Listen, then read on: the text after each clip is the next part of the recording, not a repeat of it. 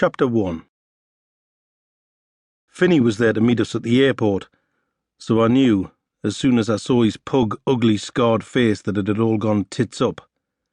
I spotted him easily. He towered over everyone else. The relieved parents collecting backpacking teenagers, the minicab drivers on autopilot holding up their cardboard signs with the names of self-important businessmen hastily scrawled on them in biro. We were tired by now.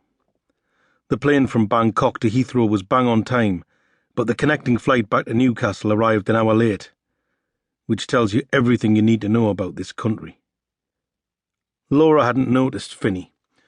She was too busy restoring her lifeline, as she called it, attempting to wrestle her mobile phone from her handbag while simultaneously dragging the smallest of our two cases, mine, obviously, along behind her on its squeaky wheels.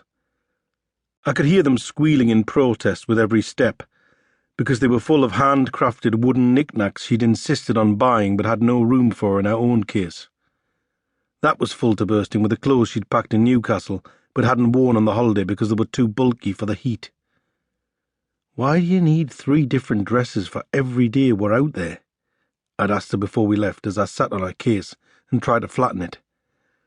Now I was dragging Laura's case behind me, feeling no happier for being right. 10 days later we were back in Newcastle, and the look on Finney's face told me I was in trouble. There was no greeting, no small talk from the big man. All I wanted to know was why he was standing there, his huge frame dwarfing those flimsy metal barriers at the arrivals gate, gnarled fists bunched like he was about to start a fight. "What?" I asked him simply. "Bobby needs a word, Davy," he said in that unmistakably nasally Geordie voice of his, which had been caused by the iron bar that broke his nose years ago. I was reliably informed that it was the last thing the guy with the iron bar ever did. "Now?" And he just nodded. "What is it?" He looked over at Laura, who was still a few yards behind me, but preoccupied by voicemails from her girly mates and her bloody mum. "It's the drop," he said, and I immediately thought, oh shit. Laura didn't take the news well. "He needs to see you now?" she asked, as if I'd been called in at late notice for a shelf-stacking shift at the co-op. "Christ, David." I realised she was jet-lagged, but then so was I, and I could have done without the grief because she was embarrassing me a little in front of Finney. I might have been a new man compared to most of our mob, but if she carried on like this, the word would go out that I was pussy-whipped. "You know who I work for." I hissed the words at her and was relieved when she fell silent. Finney lifted Laura's case into the boot of her Audi, and I added the other one. She didn't thank either of us. "You don't know when you'll be back?" she asked, though she already knew the answer to that stupid question.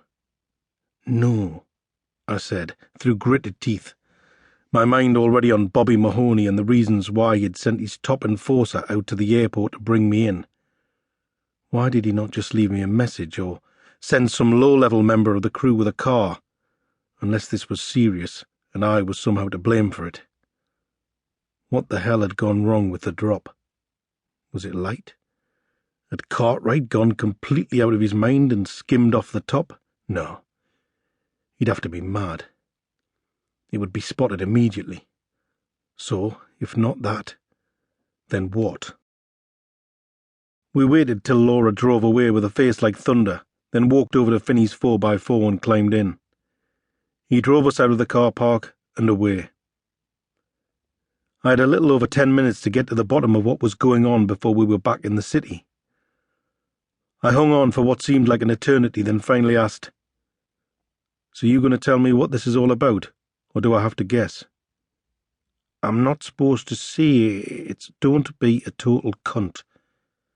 I was deliberately talking down to him, like he was being a complete wanker for holding out on me like this, which he was.